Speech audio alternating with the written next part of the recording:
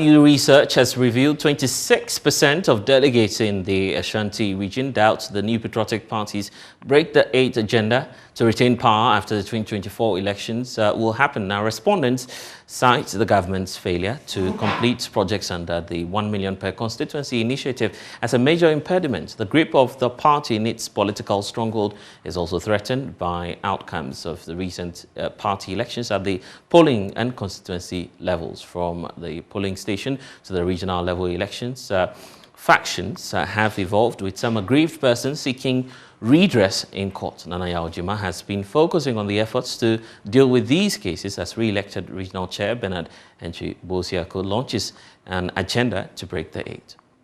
The research by Dr. Smart Sapon of Kumasi Technical University ahead of the NPP's delegates conference accurately predicted a 57.8% of ballots cast for the incumbent Bernard Enchi-Bosiako, missing that of the closest contender by 2 percentage points. Part of the research also revealed some party delegates fear that breaking the 8th agenda is unachievable. Only 73% of Ashanti region delegates believes the NPP can break the 8. What it means is that about 26% of delegates, not common floor members, so it's the delegates that are going to influence the common floor members. If the delegates, 26% of them do not believe the NPP can break the 8, then it is the first assignment for the elected regional executives. They are to bring their delegates to the level of believing that they can break it. The Ashanti region has since 1992 voted in favor of NPP, contributing 71% of votes to the party's victory chalked in 2020. But some party members believe internal wranglings could affect the fortunes of the party in the next general elections. Many pending cases in court are challenging elections in constituencies, as the Alternative Dispute Resolution Committee of the party makes efforts to clear these cases. Bernard Enchi-Bosiako, who has led the NPP in the region to 2 elections, promised party members to fight towards strengthening the grounds in the region.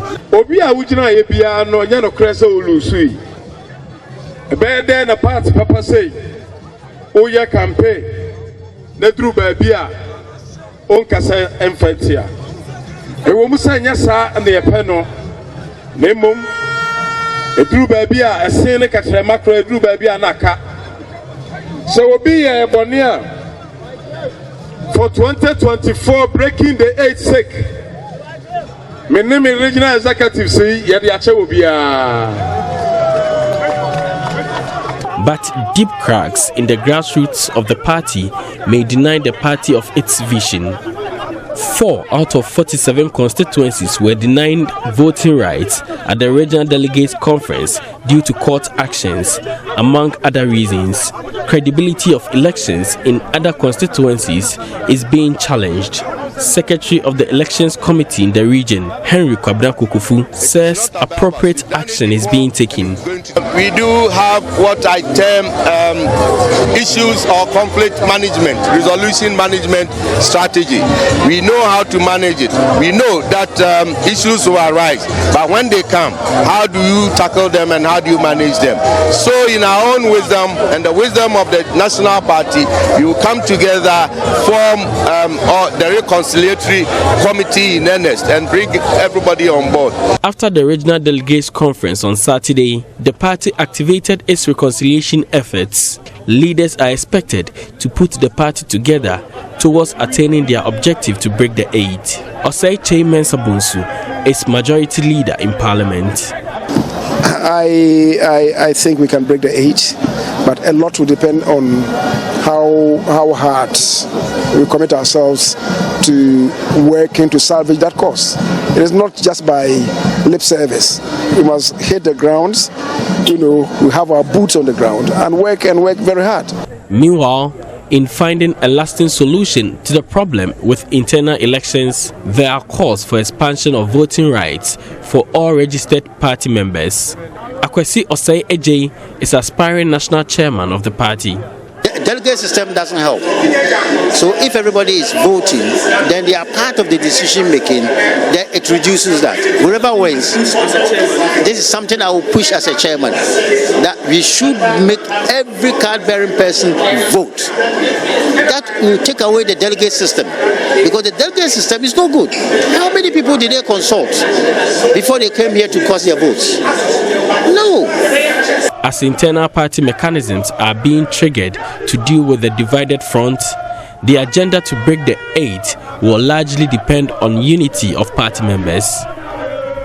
For Joy News, Nana Yauchima, Kumasi.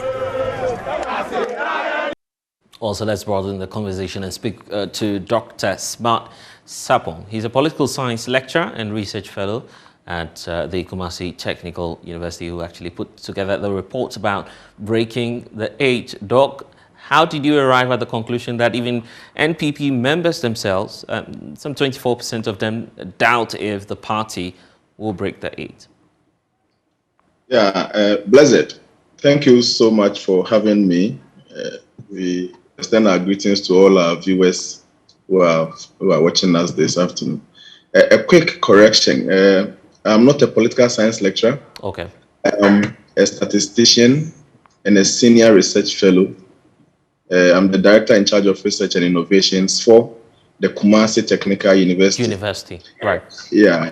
Usually the short form is, the short form is KSTU, but usually I think I see I see how passionate you are about your organization. It's really good to hear about that. But first, let's zoom into the findings that you've made and how you arrived at the conclusion. Then. Great. I wanted to find out, based on the heat in the system. In fact, Ashanti region was a little hot in respect of the regional elections. So I took interest as a social science researcher. I took interest, and I wanted to find out from the base, those who were going to vote, as to how the dynamics were, and the ultimate aim of the party seeking to break the 8.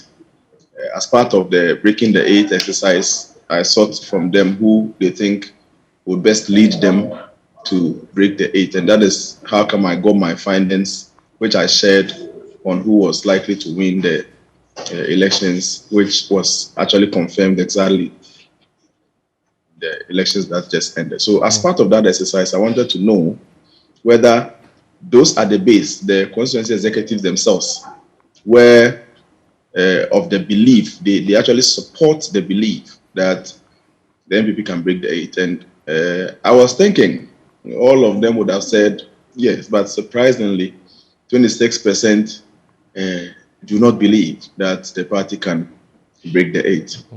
They, of course, would assign several reasons, some of which would be placed at the doorstep of government in respect of some uncompleted projects that they think would make the course to breaking the 8 a little difficult. Some to internal issues peculiar to various constituencies in respect of the imposition of candidates on them. Sometimes they feel they who are constituency executives have been sidelined, and some individuals have been empowered beyond the party.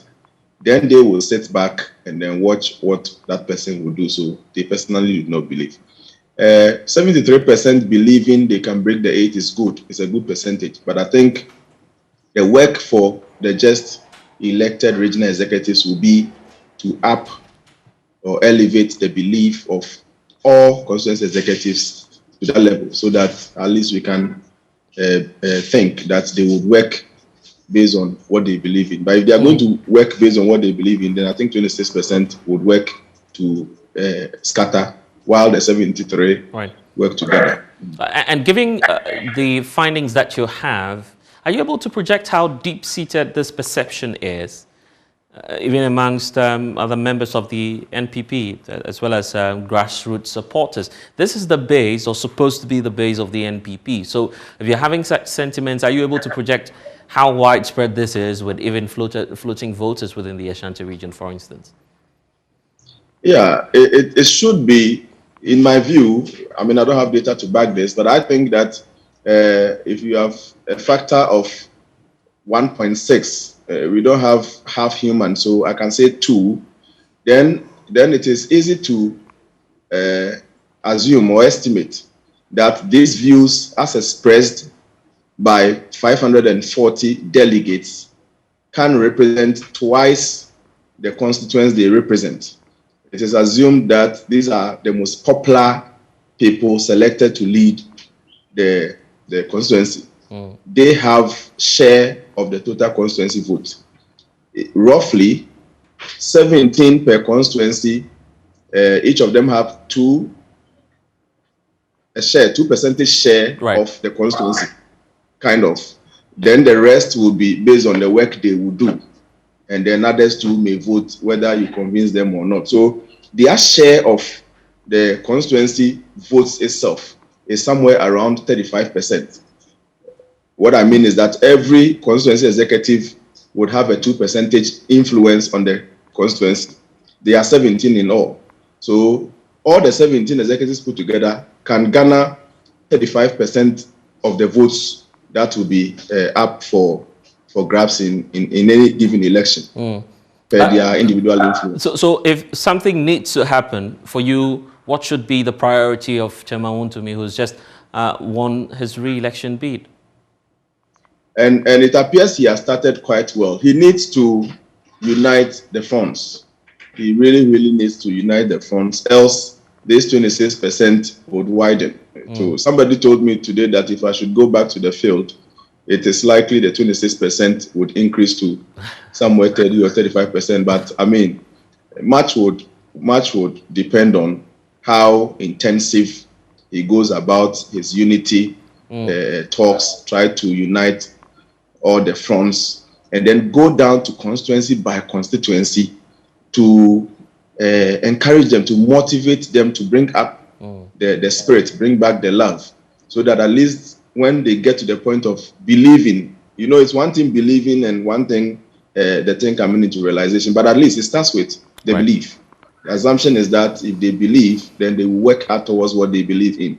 So they really have a lot of work to do. Let's see how that develops in the coming days. But Doc, I'm grateful that you've been able to explain the figures and the dynamics to us. Thank you.